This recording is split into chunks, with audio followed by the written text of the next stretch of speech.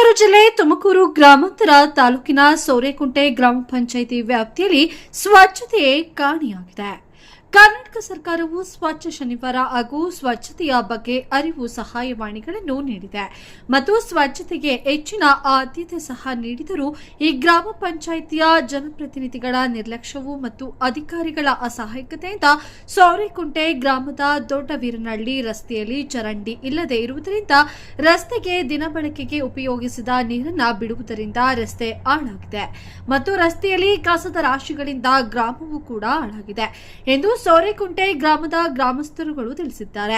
ಈ ಸಂಬಂಧ ಗ್ರಾಮ ಪಂಚಾಯಿತಿ ಅಭಿವೃದ್ಧಿ ಅಧಿಕಾರಿಗಳಿಗೆ ನಮ್ಮ ವರದಿಗಾರರಾದ ಅನಿಲ್ ಕುಮಾರ್ ಎನ್ ಕರೆ ಮಾಡಿ ಈ ಸಮಸ್ಯೆ ಬಗ್ಗೆ ವಿಚಾರಿಸಿದಾಗ ಈ ಸಮಸ್ಯೆಯನ್ನು ಬಗೆಹರಿಸಲು 15ನೇ ಹಣಕಾಸಿನ ಯೋಜನೆಯಲ್ಲಿ ಕ್ರಿಯಾ ಯೋಜನೆಯನ್ನ ಸಿದ್ಧಪಡಿಸಲಾಗಿದ್ದು ಶೀಘ್ರವಾಗಿ ಈ ಸಮಸ್ಯೆಯನ್ನು ಬಗೆಹರಿಸುವುದಾಗಿ ತಿಳಿಸಿದ್ದಾರೆ.